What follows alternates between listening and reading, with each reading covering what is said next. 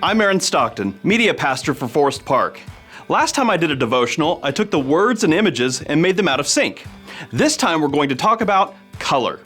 I'm going to get technical for just a moment, then I'll break it down, so hang with me. This is a white balance card.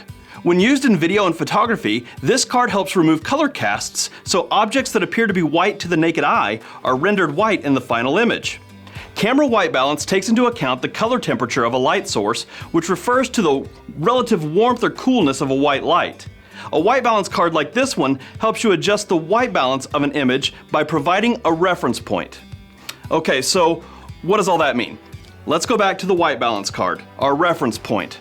Right now, the white card probably looks somewhat orange. So now let's tell the camera that this is actually white. Boom. Knowing what is truly white to the naked eye informs all the rest of the colors in the image. Do you remember a few years back the hotly debated dress photo? Some people saw a gold and white dress while others saw a black and blue dress. How was this possible? The colors of the dress depended on the people's perception of background lighting. The two different perspectives were the result of seeing different white balance. And by the way, if you say it was white and gold, you're totally wrong. There's a lesson here for all of us as Christ followers. Spiritually, we have access to a white balance card for our lives, the Bible. The world is very confused about what God calls pure white. To get us to violate God's truth, Satan gets us to believe that black is white and white is black. But God's truth does not change. The Bible is the white balance card helping us to see what is truth in the eyes of God.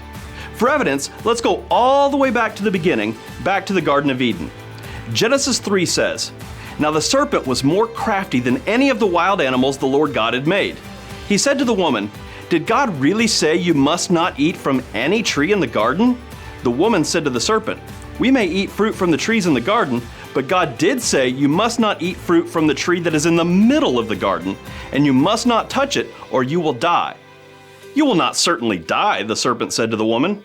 'For God knows that when you eat from it, your eyes will be opened, and you will be like God, knowing good and evil.' Satan caused Eve to question the truth.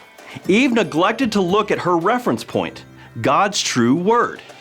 In John 18, Jesus is before Pilate when he says, 'You say that I am a king. In fact, the reason I was born and came into the world is to testify to the truth. Everyone on the side of truth listens to me.' 'What is truth?' retorted Pilate.